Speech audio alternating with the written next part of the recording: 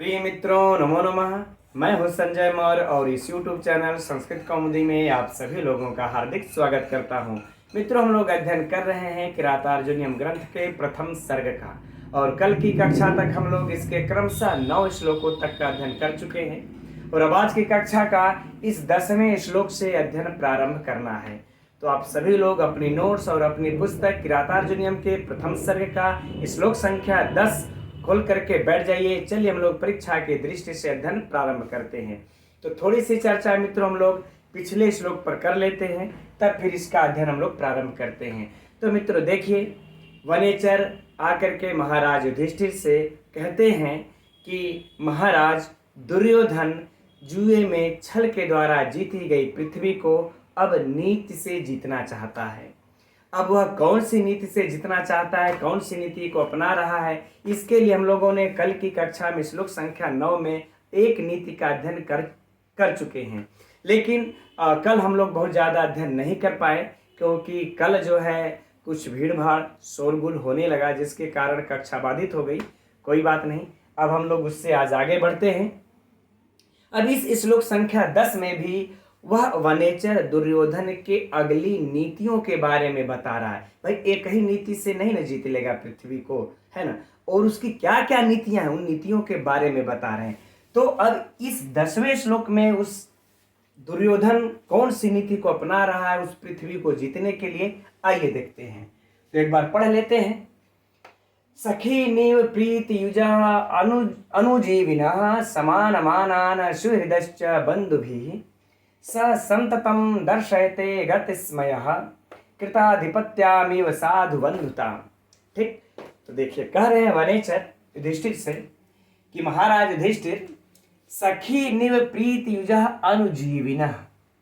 अनुजीविनः अर्थात अनुचर, अनुचर अर्थात सेवक, है ना। तो सेवकों, ठीक, तो सेवकों को, सेवकों से, है ना, सेवकों को क्या करता करे, प्रीति युजा, यानी कि प्रेम से युक्त, प्रेम से युक्त करे, सेवकों को प्रेम से युक्त। सखी निव अर्थात मित्र के, प्रेम से युक्त मित्र के, सखी अर्थात मित्र, और इव मने समान, इव मने समान। ठीक, तो मित्र के कर लेते हैं, मित्र के समान हो गया। ठीक, और बाकी आगे तो आप लोग अर्थ जानते ही हैं। अभी श्लोक ये पूरा अगर ये कर लेंगे तो दर्शयते मने देखता है, तो हम लोग अभी से इसको बोलते चलते हैं तो याद होता रहेगा। तो कह रहे कि हे महाराज युधिष्ठिर, वह जो दुर्योधन है ना, अर्थात सुयोधन है, उसकी अगली नीति सुनिए। क्या है? कह रहे कि वो जो सेवकों को अर्थात अनुचरों को वह प्रेम से युक्त मित्र के समान देखता है। सोचिए, वही दुर्योधन जहाँ लोगों से पहले अपने से नीचे लोगों से ईर्ष्या करता था, द्वेष रखता था, वही दुर्योधन अब सेवकों को किसकी भांति देख रहा है? तो अनुचरों को अर्थात सेवकों को प्रेम से युक्त सखीन इव, है ना, सखीन इव अर्थात मित्र के समान देखता है। आगे कह रहे हैं कि समान मानान सुहृदश्च। जब वह अनुचरों को मित्र के समान देखता है तो प्रश्न उठता है ना कि तब मित्रों को किसके समान देखता है? तो कह रहे हैं सुहृदश्च अर्थात मित्रों को, मित्रों को तब किसके समान देखेगा? जब सेवक को मित्र के समान देखेगा तो मित्रों को किसके समान देखेगा? कह रहे कि बंधु भी अर्थात भाइयों के समान, या फिर कह ले बंधु के समान, बंधुओं के समान, बंधुओं के, है ना। अब करें समान मानान, समान मानान अर्थात बंधुओं के समान। अब मानान अर्थात मान करना, अर्थात आदर या सम्मान, आदर या सम्मान। चलिए आदर कर लेते हैं, कोई बात है ना, आदर कर लेते हैं। अर्थात जिस प्रकार से बंधु लोगों को आदर और सम्मान के साथ देखते हैं ना, वैसे ही वह मित्रों को देखता है ना। मित्रों को बंधुओं के समान आदर से देखता है, बंधुओं के समान देखता है। आगे बातें समझ में? ठीक, चलिए ये तो बातें हो गई। अब इस पंक्ति को भी छोड़ देते हैं, अब इस पंक्ति में चलते हैं। तब प्रश्न फिर उठता है कि तब वह बंधुओं को किसके समान देखता है? बंधुताम, है ना, बंधुताम, यहाँ पर बंधुओं का समूह अर्थ हो जाएगा, है ना, तल प्रत्यय लगा, व्याकरणात्मक टिप्पणी में चर्चा ये कर लेंगे इसकी। तब कह रहे हैं भाई, प्रश्न उठा ना कि यदि बंधुओं को जब मित्रों को बंधुओं को समान देख रहा है, तब फिर बंधुओं को किसके समान देखता है? कह रहे बंधुताम, बंधुओं को अर्थात बंधु के समूहों को, द्वितीय विभक्ति का बहुवचन ना, तो बंधुओं को किसके समान देख रहा है? तो कहें कृता, है ना, कृत अधिपत्यामिव, कृत अधिपत्यामिव, अर्थात कहने का भाव है कि राज ग्रहण किए गए स्वामी के समान, कृत, है ना, किए गए अधिपत्यामिव, अर्थात राज ग्रहण किए गए स्वामी के समान। चलिए इतना लिख भी लेते हैं, राज ग्रहण किए गए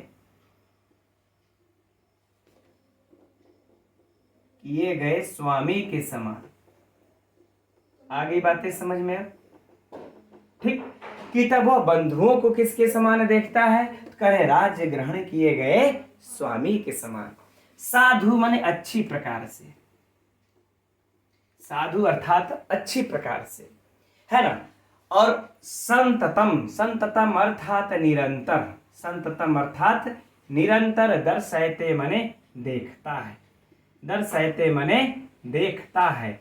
कौन देखता है? तो सह माने वह, सह माने वह, कौन वह गत स्मय, यह भी देखिए इसका विशेषण हो गया दुर्योधन का। मैं तो कहूंगा मित्रों आप सभी लोगों के लिए, जहां से शुरू कर दिए हैं हमने, कल की भी कक्षा में ये बताया हमने ना, कल की भी कक्षा में हमने ये बताया कि ये कृता ऋषड सड वर्ग ये जयन, है ना, कौन है? तो दुर्योधन है। और एक बात उसमें थी अस्त तंद्रिड़ा, कौन है? दुर्योधन। ये सब उसके विशेषण है। मैं तो कहूंगा आप सभी लोगों के लिए कि एक जगह दुर्योधन के विशेषण को लिखते जाइए, ठीक है। और नहीं तो फिर मैं देखूंगा तो लास्ट में, चूंकि मेरे पास उतना मित्रों समय नहीं हो पाता है, ठीक है, कि मैं इस प्रकार से कलेक्ट करके लिखे, लेकिन हम इसीलिए आप लोगों को नोट्स बनाने के लिए कहते हैं कि स्वतः अध्ययन करके नोट्स बनाइए मित्रों। वो किसी से कितना ही बेहतर नोट्स ले लेंगे, उससे कई गुना आपका स्वयं का बनाया हुआ नोट्स होगा, तो उसको नोट्स करते रहिए। गत स्नेह किसको कहा गया? दुर्योधन को, ठीक, दुर्योधन को। तो कह रहे हैं वह गत स्मय, अर्थात जिसके अंदर से, कहने का भाव है कि जिसके अंदर से अभिमान चला गया हो, गत माने चला गया हो, अर्थात अभिमान रहित, अभिमान रहित, वह अभिमान रहित दुर्योधन, हो गया ना अर्थ, कि वह अभिमान रहित दुर्योधन। अब इसको हम लोग पहले आप बोल लेंगे, अब चलिए पूरे अर्थ को देखते हैं। तो वह अभिमान रहित दुर्योधन सेवकों को प्रेम से युक्त मित्र के समान देखता है, और मित्रों को बंधुओं के समान आदर भाव से देखता है, और फिर बंधुओं को राज्य ग्रहण किए गए स्वामी के समान अच्छी प्रकार से निरंतर देखता है, अच्छी प्रकार से निरंतर देखता है। होगी बातें एकदम सरल अर्थ में कोई समस्या नहीं, लेकिन बड़ा ही महत्वपूर्ण श्लोक है मित्रों यह। अब परीक्षा के लिए चलिए इस पर प्रश्न किए थे, प्रश्न को ढूंढा जाए। तो प्रश्न ढूंढना नहीं है मित्रों, इसमें तो ऑलरेडी प्रश्न बनाए हुए हैं, जो कि कई बार पूछा जा चुका और पूछा भी जा सकता है। पहला प्रश्न कि दुर्योधन अनुजीविन सेवकों को किसके समान देखता है? पहला प्रश्न है ना, कि सेवकों को किसके समान देखता है? तो मित्र के समान देखता है, मित्र के समान देखता है, पहला प्रश्न। अब इसी को हम लोग उलट देते हैं, है ना। दुर्योधन मित्र के समान किसको देखता है? प्रेम से युक्त मित्र के समान किसको देखता है? तो सेवकों को देखता है। अगर उलट दिया जाएगा तो दूसरा प्रश्न ये बन जाएगा। अब फिर एक प्रश्न और बन सकता है कि सेवकों को मित्र के समान कौन देखता है? तब आप लोग कंफ्यूज हो सकते हैं, यार सेवकों को मित्र के समान देखने वाला तो युधिष्ठिर ही हो सकते हैं, क्योंकि सेवक को इतना सम्मान से देखना, मित्र के समान देखना, ये युधिष्ठिर जैसे महात्मा का ही काम हो सकता है, दुर्योधन नहीं देख सकता। ये ऐसा आपके दिमाग में भ्रांति आ सकती है परीक्षा में, तो इसको एकदम नोट कर लीजिए सेवकों को प्रेम से युक्त मित्र के समान कौन देखता है? तो दुर्योधन देखता है। ये हो जाएगा हम लोगों का प्रश्न संख्या 3। आगे बातें समझ में? ठीक। अब यहाँ पर एक प्रश्न और ये बन रहा है मित्रों इस पंक्ति में कि यह प्रीत युक्त, प्रेम से युक्त, यह क्या है? विशेषण। इसको भी नोट कर लीजिए। यह क्या होगा? विशेषण। यह क्या है? किसका विशेषण है? इस सखीन का। किसका विशेषण है? सखीन का। कैसे सखी? तो प्रेम से युक्त सखी। तो मित्रों प्रेम से युक्त क्या हो गया? विशेषण हो गया। और फिर यह क्या हो जाएगा हमारा? तब विशेष्य हो जाएगा। राइट, यह विशेषण हो गया और यह हमारा तब विशेष्य हो जाएगा। ठीक, तो यहाँ पर मित्रों विशेष विशेषण अगर पूछ दिया जाए तो 4 प्रश्न, यानी कि एक पंक्ति से हमको 4 प्रश्न प्राप्त होते हैं। राइट, फिर से सुन लीजिए बहुत झटके में कि सेवकों को प्रेम से युक्त मित्र के समान कौन देखता है? दुर्योधन देखता है। मित्र के समान दुर्योधन मित्र के समान किसको देखता है? तो सेवकों को देखता है। सेवक को मित्र के समान कौन देखता है? तो दुर्योधन देखता है। बाकी विशेष विशेषण। अब आ जाते हैं इस पंक्ति में। इस पंक्ति में भी मित्रों बातें वही हो जाएंगी, है ना, कि बंधुओं को मित्र के समान भाव से, आदर भाव से कौन देखता है? तो दुर्योधन देखता है। पहला प्रश्न, इसी को पलट दिया जाए कि मित्रों के समान, नहीं एक मिनट, बंधुओं को मित्र के समान नहीं, यहाँ पर मित्रों को रहेगा। मित्रों मिस्टेक हुआ ना। मित्रों को बंधुओं के समान कौन देखता है? तो दुर्योधन देखता है। अब पलट दिया जाए, है ना, कि बंधुओं को दुर्योधन किसके समान मित्र को दुर्योधन किसके समान देखता है? थोड़ा गड़बड़ हो रही है ना। मित्र को दुर्योधन किसके समान देखता है? तो बंधुओं के समान देखता है। प्रश्न संख्या 2। और फिर मित्र को बंधुओं के समान कौन देखता है? तो दुर्योधन देखता है। प्रश्न संख्या 3। राइट, अब उसी प्रकार से मित्रों अब इस पंक्ति में चलते हैं। गत स्मयः कह, तो दुर्योधन, यह किसके लिए आया है? दुर्योधन के लिए आया है। सह यहाँ पर विशेषण किसके लिए आया है? यह भी सह विशेषण जो है इस दुर्योधन के लिए आया है। ठीक, इस पंक्ति से यही और प्रश्न है और जबरदस्त प्रश्न है। गत स्मयः कह, तो दुर्योधनः। ठीक, आगे बढ़ते हैं इसमें। अब इसमें भी मित्रों सेम इसी प्रकार से 3 प्रश्न बन जाएंगे, है ना, कि बंधुओं को स्वामी के समान कौन देखता है? तो दुर्योधन देखता है ना। ठीक, पलट दिया जाए फिर उसी प्रकार से कि स्वामी के समान दुर्योधन किसको देखता है? तो बंधुओं को देखता है। ठीक, अब बाकी तीसरा प्रश्न फिर से हो जाएगा कि स्वामी को बंधुओं को स्वामी के समान कौन देखता है? तो दुर्योधन देखता है ना।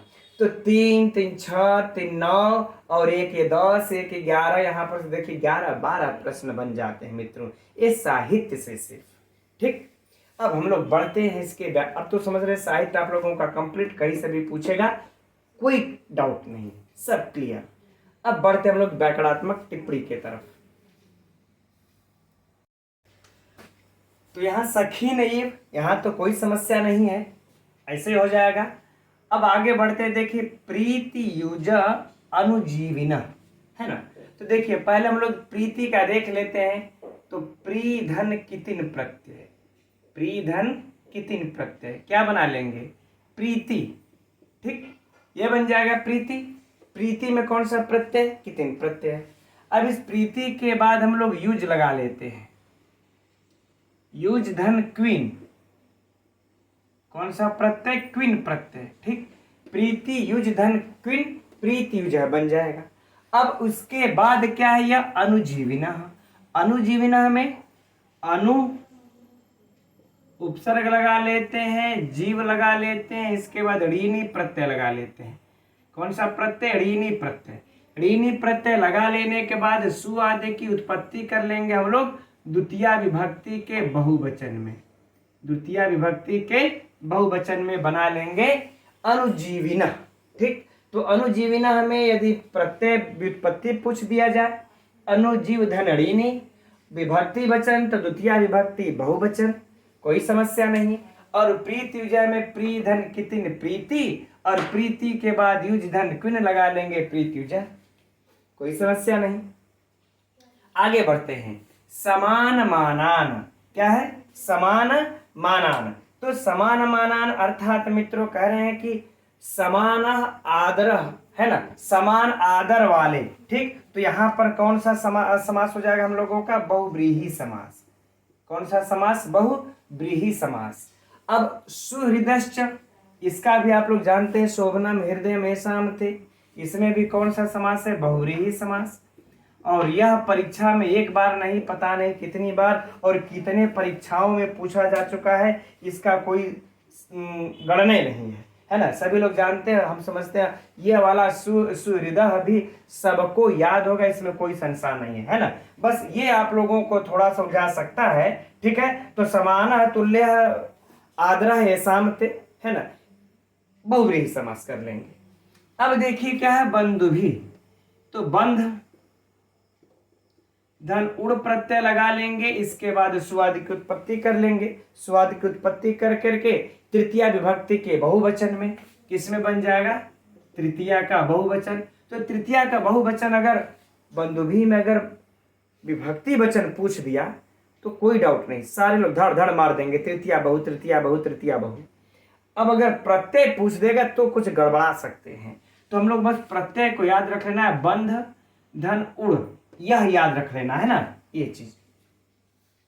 अब आगे देखिए संततम। संततम आचार्य मल्लीनाथ कहते हैं कि संततम और सततम दोनों समानार्थी शब्द हैं।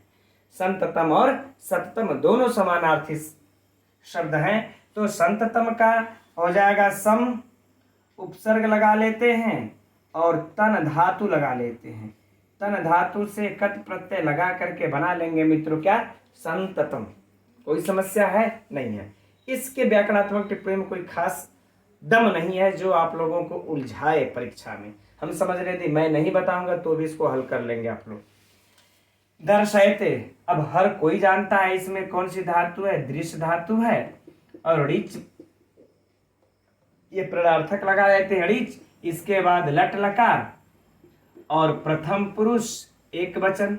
सभी लोग जानते हैं, ऐसा कुछ है नहीं कि इसमें कुछ कठिनाई हो पकड़ने में। अगला है गत स्मय।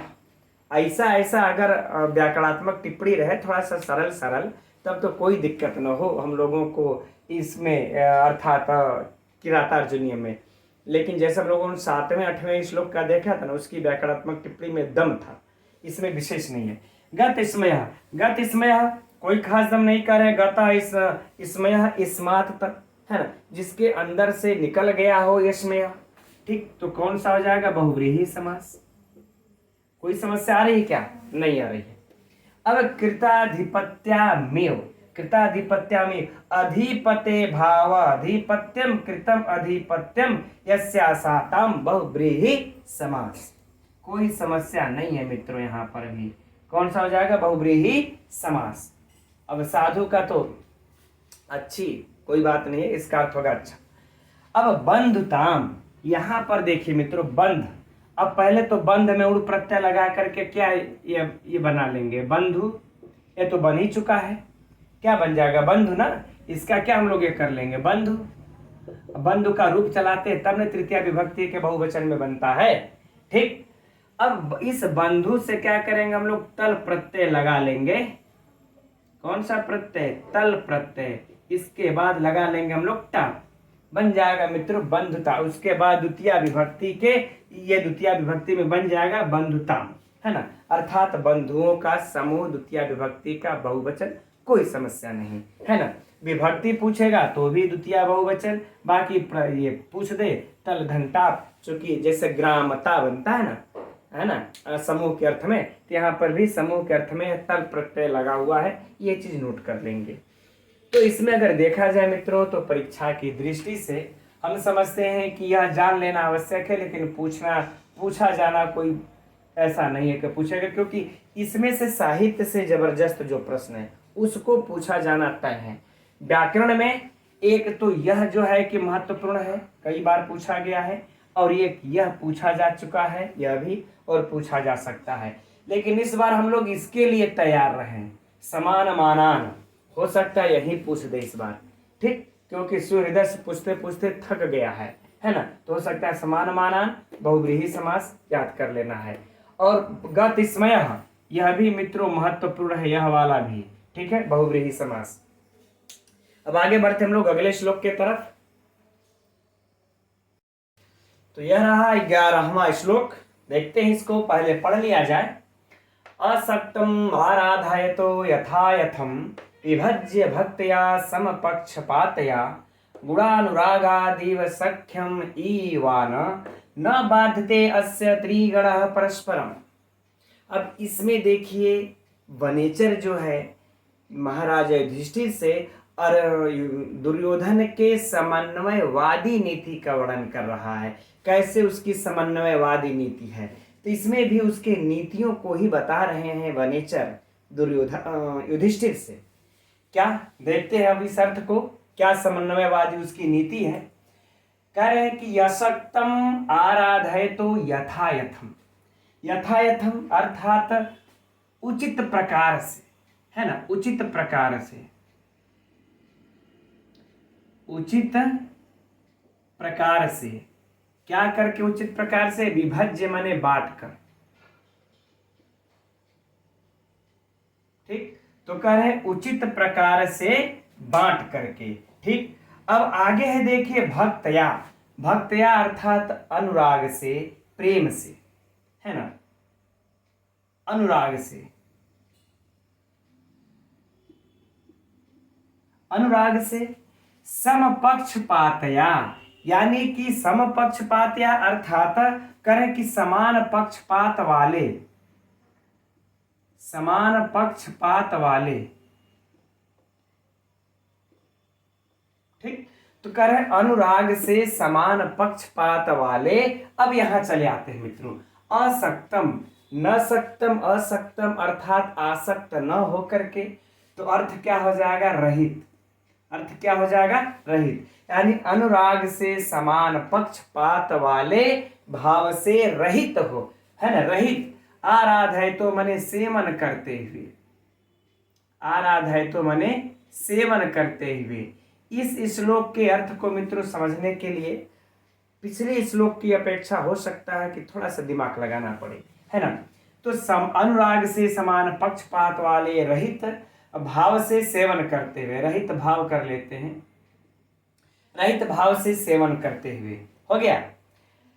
अब कह रहे हैं अस्य, अब यहां चले आते मित्रों, थोड़ा सा अन्वय बनाकर पढ़ेंगे, बड़ा आनंद आ जाएगा पढ़ने में तब। अस्य त्रिगणः, अस्य माने इसके, अस्य माने इसके, किसके, तो दुर्योधन के,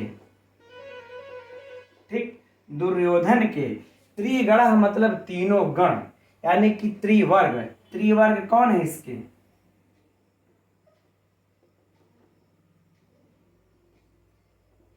त्रिवर्ग अर्थात अर्थ और पहले धर्म रहेगा, धर्म, अर्थ और कह रहे हैं कि काम, ये तीनों, है ना, ये तीनों वर्ग। इसमें मोक्ष को नहीं रखा जाएगा, क्योंकि जब मोक्ष को रखेंगे तो ये पुरुषार्थ चतुष्टय बन जाएगा। लेकिन ये त्रिवर्ग, त्रिवर्ग त्रिपुरुषार्थ की ही सिर्फ बात यहाँ पर कर रहे हैं, इसलिए यहाँ पर मोक्ष को हटा दिया गया। तो कह रहे हैं कि ये तीनों वर्ग, इस दुर्योधन के ये तीनों वर्ग गुणानुरागाद इव, गुणानुरागात इव, कह रहे गुणों में अनुराग रखने के कारण, गुणों में अनुराग के कारण, इतना ही कर लेते हैं, गुणों में अनुराग के कारण, इव, है ना, इव माने मानो, इव माने मानो, ठीक। गुणों में अनुराग रखना हमारा क्या है मित्रों, यह क्रिया है, इस क्रिया से इव लगा तो हम कर देंगे मानो, मानो सख्यम ईवान, है ना, ईवान, सख्यम माने सखा भाव को,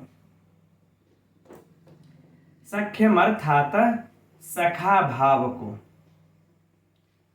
ठीक। ईवान माने प्राप्त होकर, सखा भाव को प्राप्त होकर, राइट। ठीक, सखा भाव को प्राप्त होकर के परस्परम, परस्परम मतलब एक दूसरे को, एक दूसरे को, एक दूसरे को न बाधते, न बाधते अर्थात बाधा करे, न मतलब नहीं पहुंचाते हैं, बाधा नहीं पहुंचाते हैं। ठीक, चलिए ये पूरा अर्थ हो गया। एक बार इस संपूर्ण अर्थ को पढ़ लेते हैं, फिर पुनः आगे बढ़ा जाएगा। कह रहे हैं कि महाराज वनेचर कह रहे हैं महाराज युधिष्ठिर से कि हे राजन, उस दुर्योधन के, वह दुर्योधन क्या किया है, उचित प्रकार से बांट करके, किसको बांट करके, अपने त्रिवर्गों को बांट करके, अपने त्रिवर्गों को अर्थात इनको, है ना, कि वह दुर्योधन धर्म अर्थ और काम इन तीनों को उचित प्रकार से बांट कर अनुराग से समान पक्षपात वाले रहित भाव का सेवन करते हुए, अर्थात अनुराग से, जैसे किसी से हम समा पक्षपात हम क्यों करते हैं, क्योंकि हमसे उनको प्रेम होता है, इसलिए उनकी गलतियां होने पर भी हम उनकी वाली करते हैं, उनका पक्ष लेते हैं। यही सी बात को यहाँ पर कह रहे हैं महाकवि भारवी कि अनुराग से समान पक्षपात वाले भाव से रहित होकर के उस सेवन करते हुए, अर्थात उसके अंदर पक्षपात का भावना नहीं रहा, तो अनुराग से समान पक्षपात वाले रहित भाव से सेवन करते हुए इस दुर्योधन के जो ये तीनों वर्ग है ना, ये जो तीनों वर्ग हैं धर्म अर्थ काम, ये तीनों वर्ग गुणों में अनुराग रखने के कारण मानो इसके सखा भाव को प्राप्त होकर के परस्पर एक दूसरे को बाधा नहीं पहुंचाते हैं, बाधा नहीं पहुंचाते हैं। अब यहां पर मित्रों देखिए, पहले हम लोग इस पंक्ति को फाइनल अभी और गहराई से करते हैं। देखिए, इस पंक्ति में यह कहा जा रहा है कि उचित प्रकार से बांट करके, है ना, तो यहां पर प्रश्न चिन्ह लगता है कि किसको उचित प्रकार से बांटा है, किसको दुर्योधन ने उचित प्रकार से बांटा है। तो मित्रों किसको बांटा है, त्रिवर्ग को बांटा है ना, किसको बांटा है, त्रिवर्ग को उचित प्रकार से बांटा है ना। अब कह रहे हैं कि अनुराग से समान पक्षपात वाले रहित भाव से सेवन करते हुए, तो ये समान पक्षपात यानी कि जो पक्षपात करता है, तो पक्षपात यह किसके साथ नहीं कर रहा है, यह भी याद रखिए। दुर्योधन किसके साथ पक्षपात वाले भाव से रहित हो गया है, तो इस त्रिवर्ग के साथ पक्षपात भाव से रहित हो गया है। इसके लिए कहा जा रहा है, अगर मान लीजिए इस परीक्षा में इस श्लोक की पंक्ति को रख करके पूछ दिया जाए कि इस पंक्ति में बस इतना ही रखेगा, ये वाला रखेगा तो हम लोग आप लोग पकड़ लेंगे, इतना रख करके पूछ दिया जाए कि इस पंक्ति में दुर्योधन किसके साथ पक्षपात से रहित है, अर्थात समान पक्षपात, अनुराग से समान पक्षपात वाले भाव से रहित होकर के सेवन कर रहा है, तो त्रिवर्ग के, है ना, त्रिवर्ग के कहने का इनके भाव है कि यह जो है कि किस समय अर्थ को करना चाहिए, किस समय धर्म को करना चाहिए, ये भी समय बांट रखा है, उतना ही समय यह अर्थ के लिए भी बांट रखा है, उतना ही समय यह काम के लिए भी बांट रखा है, और कब कब क्या क्या करना चाहिए। इसीलिए इन्होंने कहा कि उचित प्रकार से दुर्योधन बांटा है कि किस समय में हमको धर्म करना है और किस समय में हमको अर्थ का काम करना है, किस समय में हमको काम वाला काम ये करना है। इसको एकदम उचित प्रकार से बांटा है, किसी के साथ भेदभाव नहीं किया है कि अर्थ के साथ भेदभाव कर लें, चाहे यह जो है कि काम के साथ भेदभाव कर लें, चाहे धर्म के साथ भेदभाव कर लें, किसी के साथ वह भेदभाव नहीं किया है। ठीक, ये वाली पंक्ति क्लियर हो गई। अब जब किसी के साथ जब भेदभाव नहीं किया वह, तो हम यदि आप लोगों में से किसी के साथ मित्रों अगर भेदभाव नहीं करेंगे तो आप लोग स्वाभाविक सी बात है कि हमसे प्रेम करेंगे ही और बराबर प्रेम करेंगे। यही बात यहाँ पर कह रहे हैं कि जब वह भेदभाव नहीं किया किसी में, तो इस दुर्योधन के जो तीनों वर्ग है ना, धर्म अर्थ काम मोक्ष, ये इसके अंदर, इसके इतने दुर्योधन के अंदर इतना गुण आ गया है, इतना गुण आ गया है कि यह तीनों सखा भाव को मानो प्राप्त हो गए। यह जो है कि मानो सखा भाव को प्राप्त हो गए हैं। कौन? यह तीनों। और क्यों न हो, और ये दूसरे को यह बाधा नहीं पहुंचाते। अर्थात कहने का भाव यह है कि जब दुर्योधन धर्म का काम करता है, जब दुर्योधन धर्म का काम करता है तो यह अर्थ उसको बाधा नहीं पहुंचाता, और जब यह अर्थ का काम करता है तो इसको धर्म और काम इसको बाधा नहीं पहुंचाती, और जब यह काम का कार्य करने लगता है, विषय भोग वाली काम करने लगता है, तब इसके अर्थ और धर्म यह दोनों बाधा नहीं पहुंचाते। तो ये दोनों जो है, ये तीनों जो है, इसके गुणों के कारण इतना इसके अंदर मित्रता इनसे रख लिए हैं, इनके दुर्योधन के साथ लंबे समय तक रहना चाहते हैं, इसलिए इनसे सखा भाव को प्राप्त होकर के एक दूसरे को बाधा नहीं पहुंचाते। अब तुम समझ रहे हैं कि अर्थ एकदम क्लियर हो गया होगा। अब चलते हम लोग परीक्षा की तरफ। प्रश्न किस तरह से पूछा जाएगा, है ना। पहला प्रश्न कि दुर्योधन ने किसका उचित प्रकार से विभाजन किया है ना। दुर्योधन किसका उचित प्रकार से विभाजन किया है, तो त्रिवर्ग का। दुर्योधन किसके साथ पक्षपात नहीं करके विभाजन किया है, तो त्रिवर्ग का। यह हम लोगों का 2 प्रश्न एकदम बन गया फाइनल, ठीक है ना। अच्छा, अब इसमें से चलते हैं इस वाले पंक्ति से कि दुर्योधन को सखा भाव को कौन प्राप्त हो गए हैं। मानो दुर्योधन को सखा भाव को कौन प्राप्त हो गए हैं, तो मित्रों यही हो जाएंगे त्रिवर्ग। दुर्योधन को सखा भाव को कौन प्राप्त हो गए हैं, त्रिवर्ग प्राप्त हो गए। या फिर इस तरह से भी प्रश्न पूछा जा सकता है कि त्रिवर्ग दुर्योधन को किसको प्राप्त, मतलब किस प्रकार का प्राप्त हो गए, तो सखा भाव को प्राप्त हो गए हैं। अच्छा, गुणों में अनुराग रखने के कारण दुर्योधन को कौन सखा भाव को प्राप्त हो गया है। फिर से प्रश्न को सुनिए। गुणों में अनुराग रखने के कारण दुर्योधन को कौन सखा भाव को प्राप्त हो गया है, तो त्रिवर्ग प्राप्त हो गया है। त्रिवर्ग उसको सखा भाव को क्यों प्राप्त हो गया है, तो गुणों में अनुराग रखने के कारण हो गया है। अब ये वाले से तो प्रश्न पूछा जा चुका है साहित्य से कि किसको यह त्रिवर्ग जो है बाधा नहीं पहुंचाते, किसको त्रिवर्ग बाधा नहीं पहुंचाते। युधिष्ठिर को, अर्जुन को, नकुल को, धृतराष्ट्र को, है ना, कोई भी ऑप्शन में दे सकता है, दुर्योधन को।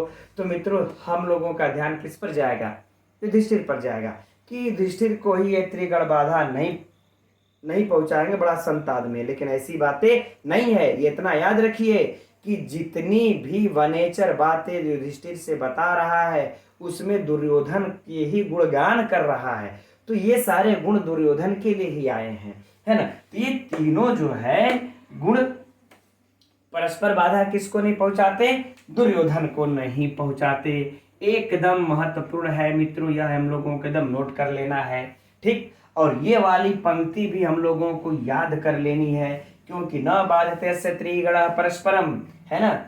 यह पंक्ति रख करके कई बार पूछा जा चुका है, इसलिए यह पंक्ति भी याद ये कर लीजिए, ठीक।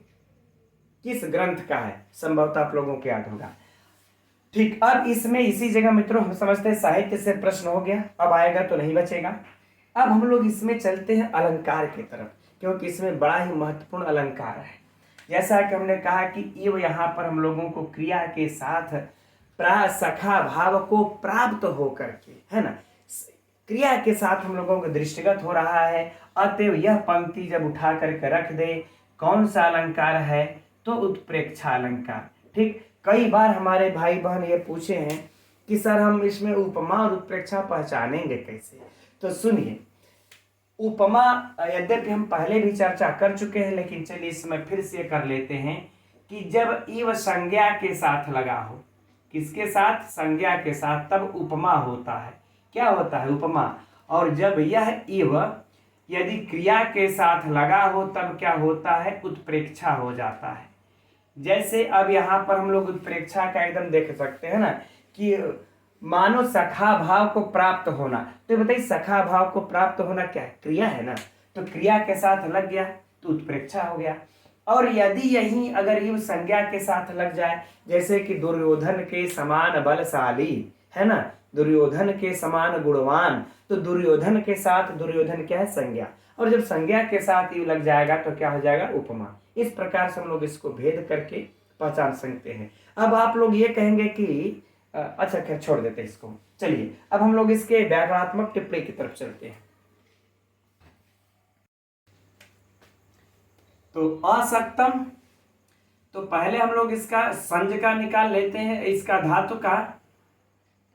संज धातु से कट प्रत्यय लगा करके क्या बना लेते हम लोग, सक्ता। अब न सकता असक्ता, न सकता असक्ता, तो समास क्या हो जाएगा, नए तत्पुरुष समास। हो गई बातें समझ में आ गई। असक्ता में अगर आप लोगों से पूछ दिया जाए व्युत्पत्ति, तो संज धन कत सकता। अगर समास पूछा जाए तो नए तत्पुरुष समास। फाइनल, सरल सा है एकदम बिल्कुल। आराधय, तो यहां तक हो जाएगा आराधयत। आराधयत, आ उपसर्ग लगा लेंगे, राध धातु लगा लेंगे, और लट लकार में इसका रूप चला देंगे शत्रु प्रत्यय लगा करके, ठीक। और इसके बाद षष्ठी विभक्ति के एक वचन में बन जाएगा क्या, आराधयत, है ना। आराध, इसके बाद लट लकार में क्षत्रिय प्रत्यय लगा करके रूप चला देंगे षष्ठी विभक्ति का एक वचन आराधयता। एकदम सरल भी है और महत्वपूर्ण भी है, इसमें कोई दो राय नहीं। अब बात करते हैं मित्रों हम लोग यथायथम की। तो यथायथम, तो देखिए पहले यह नित्य विषयों से निपातन होकर के क्या बन जाता है, यथा यथा, क्या बन जाता है, यथा यथा, ठीक है। अब यह जो यथा यथा शब्द है, यथास्वे यथायथम, यथास्वे यथायथम सूत्र से, इस यथास्वे यथायथम सूत्र से इसकी नपुंसक लिंग संज्ञा हो जाती है।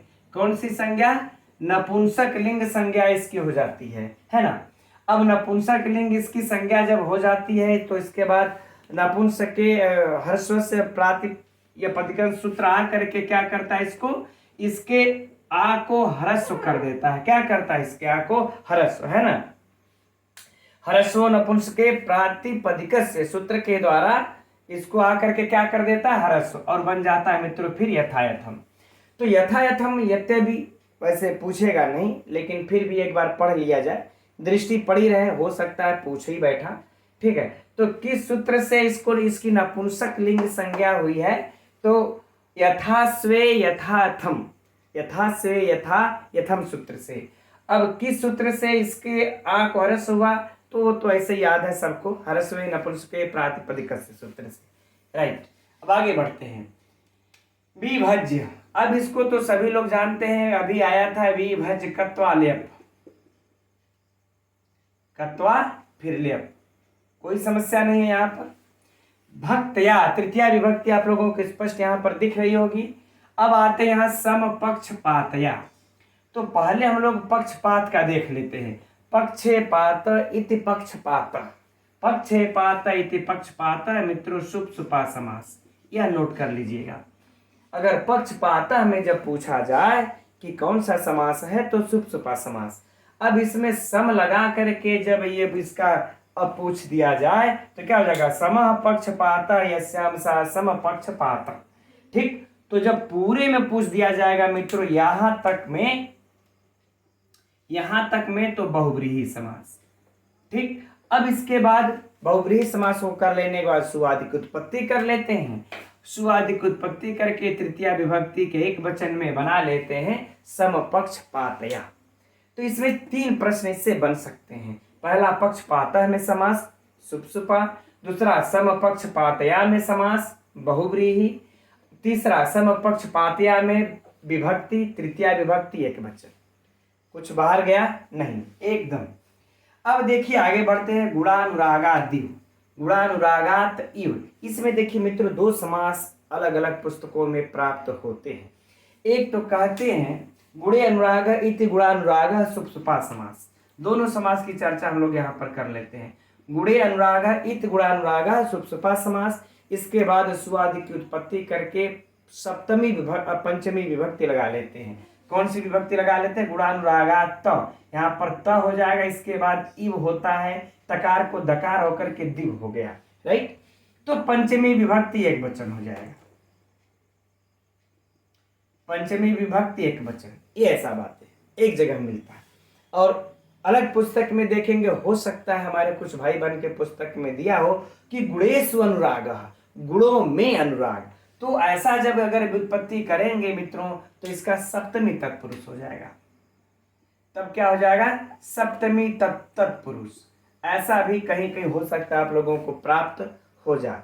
यद्यपि अब ईश्वर करे कि जब भी यह पूछा जाए गुणानुराग में कौन सा समास है, तो यह दोनों विकल्प ना दे, सप्तमी तत्पुरुष है शुभ सुपा समास, एक ही दे। इसलिए आप लोग दोनों जानते रहिए, और अगर दोनों दिया तो फिर कोर्ट में समझ लेंगे। ठीक, आगे बढ़ते हैं। सख्यम इव, ईवान नहीं, सख्यम इव नहीं, सख्यम ईवान। तो सख्यम में कौन सा हो जाएगा मित्रों? सख्य, इसका हो जाएगा सख्य धन यव, है ना। सखरियु एक सूत्र आता है उससे, सख्य सख्य करें सखी होगा ना, सख्य का हमसे बन जाएगा, सख्य तो ही है, सखी से यह प्रत्यय, सखी धन यह प्रत्यय लगा करके मित्रों क्या हो जाएगा? अच्छा, सूत्र भी लिख लीजिए, हो सकता है आप लोगों के पुस्तक में दिया हो, लेकिन फिर भी सख्युर्य इस प्रकार से यह सूत्र बनता है। इस सूत्र से यह प्रत्यय इसमें हो जाता है, बन जाता है सख्या। अब बात करते हम लोग ईवान, सख्यम जब बन जाएगा तब मम इधर चला जाएगा, ईवान बच जाएगा। तो ईवान में क्या हो जाएगा? इड़गत सूत्र लगा लेंगे, इण, अरे सूत्र करें, इड़गत धातु लगा लेंगे, है ना। इस धातु को लट लगा, ये गतव अर्थ में लिट लकार चला लेंगे रूप, फिर कोसु, ठीक, बना लेंगे मित्रों ईवान। ठीक है ना। अब आगे बढ़ते हैं कि न बाधते अस्य, न बाधते अस्य अर्थात बाधते, तो बाधते का भी मित्रों हम समझ रहे हैं बिल्कुल सरल, बाध धातु लगा लेते हैं, बाध धातु से लट लकार, ठीक, और प्रथम पुरुष एक वचन। लग रहा है मैं कुछ ज्यादा ही घसीट के लिख दे रहे हैं, ठीक है, चलिए थोड़ा सा आराम से लिखते हैं। प्रथम पुरुष एक वचन, सोचते हैं समय बच जाएगा घसीट देंगे तो, लेकिन आप लोगों को हो सकता है समझ में भी ना आता हो। तो बाध धातु लट लकार प्रथम पुरुष एक वचन, त्रिगणा की कोई बात नहीं, परस्परम, है ना। तो परम परम इति परस्परम, कोई समस्या नहीं। तो यहाँ पर मित्रों हम लोगों को जो महत्वपूर्ण दृष्टिगोचर हो रहा है परीक्षा की दृष्टि से, है ना, एक तो आराध्यायता सरल और बहुत महत्वपूर्ण, इसके बाद ये समपक्षपातया, है ना, और ये बाधते, और बाकी उड़ा दुनार ये भी है, लेकिन खास उतना नहीं है, लेकिन इतना है जो कि परीक्षा की दृष्टि से हम लोगों के लिए महत्वपूर्ण है। ठीक, अब अच्छा एक चीज हम लोग यहाँ पर, ये चीज हम ये बता दें आप लोगों से, व्याकरणात्मक टिप्पणी में दे रखा है, तो इस चीजों को जान ही लीजिए आप लोग कि ये जो धर्म अर्थ काम, ये जो त्रिगण है, जो त्रिवर्ग हैं, इन त्रिवर्ग इन्हीं से नाटक की सिद्धि बतलाई जाती है। त्रिगण है अर्थात त्रिवर्ग, इसको इस प्रकार से नोट कर लीजिए। हो सकता है चूंकि ये टिप्पणियां भी बहुत महत्वपूर्ण है, इसी त्रिवर्ग अर्थात धर्म, अर्थ और कौन एक काम, इन तीनों से क्या नाटक की सिद्धि बताई जाती है, नाटक की सिद्धि, है ना। अगर मान लेते हैं यह चीजें अगर पूछ दिया गया, है ना, कि नाटक की सिद्धि किससे होती है, कितने से होती है, त्रिवर्ग से या चारों से, धर्म अर्थ काम मोक्ष, या फिर और भी कुछ इस प्रकार से विकल्प दे दे, तो यह चीज लिख नोट कर लीजिएगा कि धर्म अर्थ काम इन्हीं त्रिवर्ग से नाटक की सिद्धि बताई जाती है। अपना बढ़ा करके लिख लीजिएगा कि नाटक की सिद्धि बताई जाती है इन्हीं त्रिवर्गों से ही, जो यहाँ पर चर्चा है त्रिवर्ग की। ठीक, बाकी ठीक, अब आगे बढ़ते हैं अगले श्लोक की तरफ। कल का हम लोगों का 21 श्लोक हुआ था, तो आज कम से कम 3 श्लोक करके कुछ कोर्स को भगाया जाए। तो अब बढ़ते हैं आगे और देखते हैं इस 12वें श्लोक को। इस 12वें श्लोक में अब वनेचर युधिष्ठिर से दुर्योधन के किस नीतियों की चर्चा कर रहे हैं, तो पढ़ लेते हैं पहले एक बार हम लोग कि निरत्ययम सामन दान वर्जितम न भूरि दानम विरहै सत्क्रियाम प्रवर्तते तस्य विशेषशालिनीं गुणानुरोधेन बिना न सत्क्रिया। इस श्लोक को तो प्राय आप लोग जानते होंगे और इसका अर्थ भी जानते होंगे, है। फिर भी चलिए देखते हैं, परीक्षा की दृष्टि से अध्ययन करते हैं हम लोग। तो कह रहे हैं कि, और इसका मित्र हम लोग थोड़ा सा अन्वय लेकर के यहां से चलते हैं। तस्य, तस्य किसके लिए आया है? उस दुर्योधन का। तस्य षष्ठी है तो का लगा लेंगे, या उस दुर्योधन की भी कर सकते हैं। तो तस्य मतलब उस क्या, तो कह रहे दुर्योधन का, उस दुर्योधन का, है ना। अब निरत्ययम, निरत्ययम माने निष्कपट। अत्यय का मतलब क्या होता है? दोष। अत्यय का अर्थ होता है दोष, और निरत्यय जिसमें से दोष निकल गया हो, तो दोष रहित अर्थात निष्कपट, है ना। निष्कपट भी कह सकते हैं, दोष रहित भी कह सकते हैं। तो निष्कपट, साम अर्थात मित्रों यह साम दान दंड भेद, यह 4 प्रकार के नीतियों में से पहली नीति है साम, ठीक है। और जिसको कि साम का अर्थ होता है सम कहने का मतलब मधुर वचन, अर्थ लगा ली सीधा सीधा, मधुर वचन, है ना। तो उस दुर्योधन का निष्कपट मधुर वचन, कोई कपट के साथ नहीं बोलता, उसके अंदर कोई कपट है ही नहीं, वो तो निष्कपट है ना। निष्कपट मधुर वचन, उसका वचन कैसा है? निष्कपट मधुर वचन। उस दुर्योधन का निष्कपट मधुर वचन न माने नहीं, और दान वर्जितम माने दान के बिना, दान से रहित, अर्थात दान के बिना भी कह ले, चाहे दान से रहित भी कह सकते हैं।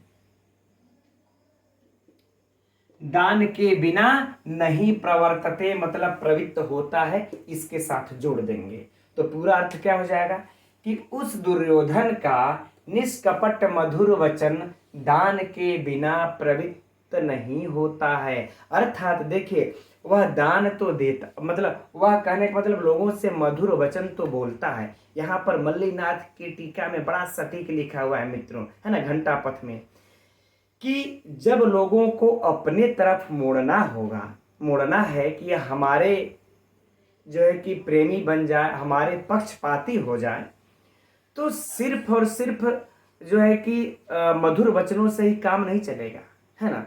तो बहुत सारे लोगों को तो हम मीठे वचन बोल बोल के अपने पक्ष में कर सकते हैं, लेकिन कुछ इस राज्य में, कुछ लोग इस संसार में धन लोलुप भी हुआ करते हैं। तो जब तक से उनको हम धन का लालच नहीं देंगे, तब तक से वो हमारे पक्ष में नहीं होंगे, चाहे कितना हो मीठा बोल लें। इसीलिए मल्लीनाथ ने इस बात को वहां पर अपने घंटा पथ में चर्चा किया है कि जो भी किसी को मधुर वचन, सबसे मधुर वचन भैया, बाबू, माता, पिता, भाई, बंधु, इस प्रकार से बोल करके मधुर वचन बोलता है ना। लेकिन उसका जो मधुर वचन है ना, वह दान के बिना प्रवृत्त नहीं होता। सबसे मधुर वचन भी बोलता है, लेकिन दान दे करके बोलता है। दान के बिना किसी से मधुर वचन नहीं बोलता, अर्थात मतलब बोलता तो रहता ही, लेकिन साथ में दान भी देता रहता है, ताकि जो लोग मधुर वचन से हमारे पक्षपाती हो जाए, वो लोग भी मेरे पक्ष में आ जाए पांडवों को छोड़ करके। और जो लोग धन लोलुप हैं, वो लोग, हम जब दान भी दे रहे हैं, धन भी ये दे रहे हैं, तो उस धन से भी हमारे पक्षपाती हो जाए। ठीक, दोनों प्रकार से। इसीलिए यह नीति अपनाया है। और इस नीति को किसने पकड़ा है मित्रों, किसने पहचाना है? उस वनेचर ने, उस वर्णी लिंगी ने पहचाना है कि इस प्रकार की क्रिया दुर्योधन कर रहा है कि निष्कपट मधुर वचन बोलता है, और उन लोगों से जो मधुर वचन बोलता है वह दान के बिना नहीं बोलता, जिससे कुछ लोग मधुर वचन से हमारे पक्षपाती हैं वो भी हो जाए, और जो धन लोलुप है वो भी मेरे पक्षपाती हो जाए। अब आगे देखते हैं। अब कह रहे ना भूरि दानम, और कह रहे कि जिसको भूरि मतलब अत्यंत, प्रचुर, है ना। कह रहे प्रचुर मात्रा में दानम माने जो दान भी देता है, प्रचुर मात्रा में जो लोगों को दान भी देता है वह दुर्योधन। तो कह रहे सत्क्रियाम अर्थात कह रहे कि सत्कार के बिना, सत्क्रियाम अर्थात सत्कार, और विरह माने छोड़कर, यानी कि सत्कार के बिना हम लोग कर लेते हैं। अब छोड़कर थोड़ा सा टिक नहीं बैठेगा, तो सत्कार के बिना कर लेते हैं, अर्थ बढ़िया बैठ जाएगा अब कि और जो वह प्रचुर प्रचुर मात्रा में जो दान देता है दुर्योधन, वह सत्कार के बिना उसका दान भी प्रवृत्त नहीं होता। यानी देखिए, अब किसी को इसकी देखिए नीति कितनी बढ़िया यहाँ पर लिखे हुए हैं महाकवि भारवी, और कितनी बढ़िया से वनेचर उसको पकड़ रहा है, समझा करके भारवी अपने लेखनी के द्वारा कहलवा रहे हैं कि यदि मान लेते हम किसी को दान भी ये देना होगा, अरे इधर इधर दान ले ले ले ले भाग, तो वो देखिए एक अलग बात, कोई जो जमीर वाला रहेगा वो नहीं लेगा कि इस प्रकार से देने का क्या क्या है मतलब कहें।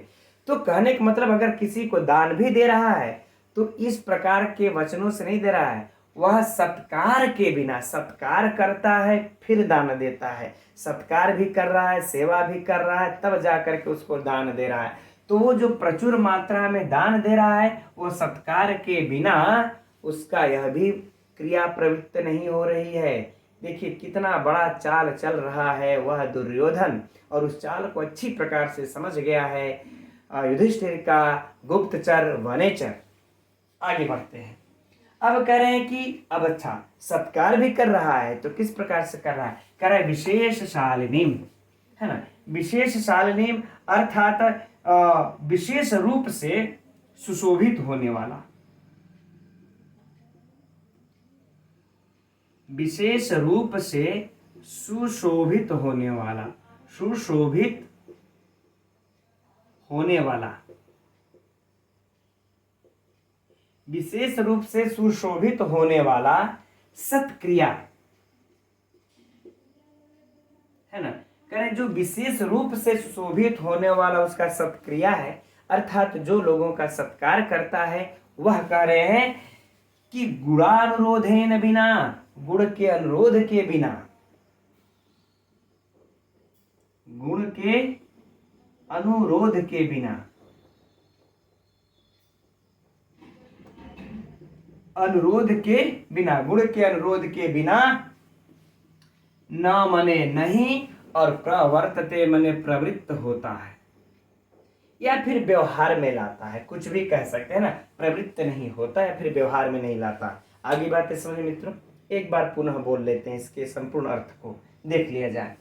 कह रहे उस दुर्योधन का मधुर वचन, निष्कपट मधुर वचन के, अरे उस दुर्योधन का निष्कपट मधुर वचन दान के बिना नहीं प्रवृत्त होता, और जो दान भी है प्रचुर मात्रा में जो दान भी देता है वह सत्कार के बिना प्रवृत्त नहीं होता, और विशेष रूप से सुशोभित होने वाला जो यह सत्क्रिया है, यह इसका विशेषण हो जाएगा, जो यह सत्क्रिया है वह गुण के अनुरोध के बिना प्रवृत्त नहीं होता उस दुर्योधन का। आगे बातें समझिए मित्रों। अब यहाँ पर देखिए सिस्टम अगर देख लिया जाए तो हम लोग यहाँ से चलते यहीं पर लिख लेते हैं पहले हम लोग, है ना, कि यह क्या कर रहा है, पहले क्या है इसका साम, अर्थात साम नीति, अर्थात साम नीति, ये वाला साम यानी कि मधुर वचन या साम नीति, यह साम नीति किसके बिना प्रवृत्त नहीं होती, इस दान के बिना, है ना, यह दान के बिना, और यह दान किसके बिना प्रवृत्त नहीं होता, सत्कार के बिना, है ना, सत्कार के बिना, और यह सत्कार किसके बिना नहीं प्रवृत्त होता मित्रों, तो कह रहे गुण के बिना, किसके बिना, गुण के बिना। आगे बातें समझ में ना, बस ये चारों हम लोग से इसका चरण याद कर लें, क्योंकि इन्हीं चारों से 4 दुना के उलट पलट करके 8 प्रश्न बनेंगे हम लोगों के, है ना, और इसमें अगर दुर्योधन को जोड़ दिया जाएगा तो 8 4 12 प्रश्न बन जाएंगे साहित्य से, केवल अभी व्याकरणात्मक टिप्पणी को छोड़ करके, है ना। तो साम किसके बिना प्रवृत्त नहीं होता, दान के बिना। दान किसके साथ प्रवृत्त होता है, तो साम के साथ प्रवृत्त होता है। किसका होता है, तो दुर्योधन का प्रवृत्त होता है। दान किसके साथ प्रवृत्त करता है, वो सत्कार के साथ। सत्कार के बिना वह दान भी नहीं देता किसी को, और सत्कार करता है किसके बिना प्रवृत्त नहीं होता, तो करें गुण के बिना। गुण के बिना किसका प्रवृत्त नहीं होता, तो सत्कार का प्रवृत्त नहीं होता। मित्रों उलट पलट देंगे, प्रश्न बनते चले जाएंगे। अब देखिए यही प्रश्न, इस चारों से प्रश्न एकदम शॉर्टकट में हमने ये बता दिया आप लोगों को। प्रश्न परीक्षा में कई बार पूछे जा चुके हैं ना, अर्थात कि अच्छा प्रश्न इस तरह से भी बन जाएंगे कि किसका किसका निष्कपट ये मधुर वचन दान के बिना प्रवृत्त नहीं होता। किस राजा का मधुर वचन दान के बिना प्रवृत्त नहीं होता, तो दुर्योधन का। अब इसी प्रकार से मित्रों चारों ये इनसे प्रश्न हो जाएंगे। किस राजा का दान सत्कार के बिना प्रवृत्त नहीं होता, तो दुर्योधन का। किस राजा का सत्क्रिया जो है कि गुण के बिना प्रवृत्त नहीं होता, तो दुर्योधन का। ठीक, अब इसी तरह से हम लोग इसके भी बात चर्चा ये कर लेंगे। इससे भी प्रश्न जो भी हमने कहा कि दुर्योधन का दान के बिना क्या प्रवृत्त नहीं होता, तो मधुर वचन प्रवृत्त नहीं होता, अर्थात साम नीति उसकी प्रवृत्त नहीं होती। दुर्योधन का सत्कार के बिना क्या प्रवृत्त नहीं होता, तो प्रचुर दान प्रवृत्त नहीं होता। दुर्योधन का प्रचुर दान किसके बिना प्रवृत्त नहीं होता, तो सत्कार के बिना प्रवृत्त नहीं होता। ठीक, दुर्योधन की सत्क्रिया किसके बिना, सत्कार किसके बिना प्रवृत्त नहीं होता, तो गुण के अनुरोध के बिना प्रवृत्त नहीं होता। फिर पलट देंगे, ये प्रश्न बन जाएंगे मित्रों। इस प्रकार से देखेंगे, इसमें 10 से 12 प्रश्न आप लोगों के एकदम 100% बन जाएंगे। ठीक, तो हम समझ रहे हैं, ये श्लोक स्पष्ट हो गया। अर्थ, अब यहीं पर हम लोग इसका अलंकार समझ लेते हैं कि इसमें अलंकार कौन सा है। तो देखिए इसमें अलंकार ये पूर्व वाले से एकदम जुड़ता जा रहा है, जुड़ता जा रहा है, जुड़ता जा रहा है। अतएव यहाँ पर एकावली अलंकार है। कौन सा अलंकार है? एकावली, है ना, एकावली कर लीजिएगा, एकावली अलंकार है। ठीक, यह एकावली अलंकार है, यह नोट कर लेना है। ठीक, बढ़ते हम लोग इसकी व्याकरणात्मक टिप्पणी की तरफ। तो निरत्ययम, अब यह परीक्षा की दृष्टि से मित्रों कितना महत्वपूर्ण है, इसमें कहने की आवश्यकता नहीं है। यह परीक्षा में पूछ भी चुका है, हो सकता है पूछ भी दे, इसलिए ध्यान से देखते हम लोग। यद्यपि आप सभी लोग इसके बारे में अच्छे तरीके से जानते होंगे, ठीक, फिर भी देख लेते हैं। अत्यय अर्थात दोष, और दोष जिसमें से निकल जाए अर्थात निर्गतः अत्ययः यस्मात् तत् बहुव्रीहि समास, है ना। कौन सा समास हो जाएगा? बहुव्रीहि समास, एकदम आप सभी लोग जानते होंगे। सामना कोई समस्या नहीं, दान को तो ऐसे ही हवा में उड़ा देंगे आप लोग, दान धन ल्यूट। अब इसके बाद वर्जितम है, तो वृज से ऋच प्रत्यय लगा करके क्या लगा लेंगे? कर्तरी अर्थ में कत, है ना, क्या लगा लेंगे? कत, बन जाएगा दान वर्जितम। कोई समस्या नहीं है वहां पर। न भूरि धान भूरि दानम, अब भूरी का दानम के साथ दा धन ल्यूट, यहां भी कोई समस्या नहीं। अब आगे बढ़ते हैं। विरह, इसका देख लेते हैं। तो विरह, वी उपसर्ग लगा लेते हैं, इस रह धातु को लगा लेते हैं, है ना। विरह, फिर ऋच को लगा लेते हैं, इसके बाद तब हम लोग लेप को लगाते हैं, है ना। यह हो सकता है परीक्षा के लिए महत्वपूर्ण है, पूछ देगा तो थोड़ा सा समस्या हम लोग उलझन में आ सकते हैं, कंफ्यूजन में आ सकते हैं, इसलिए विरह ऋच लेप इसको थोड़ा सा विशिष्ट रूप में ध्यान दे लें। अब आगे देखिए सत्क्रिया, है ना। सती क्रिया इति सत्क्रिया, अर्थात विशेष विशेषण हम लोगों को स्पष्ट समझ में आ रहा है, तो एकदम हम लोग क्या कर दे? कर्मधारय समास, कोई समस्या ही नहीं यहाँ पर। सत्क्रिया में कौन सा समास? कर्मधारय समास। अब आगे बढ़ते हैं। प्रवर्तते, है ना। अब प्र धातु को ले लेते हैं, वृत्त को और उपसर्ग को ले लेते हैं, वृत्त धातु को ले लेते हैं, लट लकार के आत्मने पद में चला देते हैं रूप, प्रथम पुरुष के एक वचन में बन जाएगा प्रवर्तते, है ना। यद्यपि आप सभी लोग जानते हैं, बहुत ज्यादा इसमें कुछ कहने की आवश्यकता नहीं है। अब आगे देखिए तस्य वही नहीं विशेष शालिनी, है ना, विशेष शालिनी। अब विशेष शालिनी तो क्या हो जाएगा? विशेषेण शालते शोभन्ते इति विशेष शालिनी, है ना। अर्थात मित्रों अगर पूर्ण में देखा जाए तो तृतीया तत्पुरुष समास, लेकिन इसके पहले हम लोग इसका इस व्युत्पत्ति देख लेते हैं। बी सिस धन घन, क्या हो जाएगा? घन, विशेष। ठीक, अब इस विशेष का फिर शालिनी का भी देख लेते हैं मित्रों। तो शाल धन ऋणी, शाल धन ऋणी। अब इस विशेष शालिनी का हम लोग समास कर देंगे, क्या समास हो जाएगा? तृतीया तत्पुरुष समास। कोई समस्या नहीं, समास से पूछा तो तृतीया, बाकी व्युत्पत्ति तो उपस्थित है ही है। अब गुणानुरोधेन, है ना, गुणानुरोधेन इसका देख लेते हैं। करें गुणानाम अनुरोध, गुणानाम अनुरोध। तो अगर समास देख लिया जाए मित्रों तो क्या हो जाएगा, षष्ठी तत्पुरुष समास, गुणों के अनुरोध, गुणों का अनुरोध। अब अनुरोध की व्युत्पत्ति अनु उपसर्ग लगाइए, रुद्ध घय लगा लीजिए। अब अनुरोध का तो हम समझ रहे हैं, अनुरोध का तो हमको कहना नहीं है, आप लोग ऐसे लगा लेंगे अनुरोधेन। अब इसमें देखिए एक चीज हम लोगों को देखना है कि तृतीया विभक्ति है।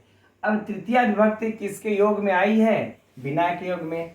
अब पृथक बिनाना भिस तृतीयायाम, भिस तृतीया नेत्र श्याम सूत्र आप सभी लोगों को याद है, अभी तो हम लोग अध्ययन ही किए हैं, और वैसे भी ये भूलने वाली कोई चीज है नहीं, बचपन से पढ़ते आ रहे हैं। तो हम समझ रहे हैं कि ये व्याकरणात्मक टिप्पणी में किस सूत्र से इसमें तृतीया हुई, यह आप लोग हवा में उड़ा देंगे, अर्ध निद्रा में भी हल कर लेंगे, कोई समस्या नहीं, और न सत्क्रिया इधर भी कोई समस्या नहीं।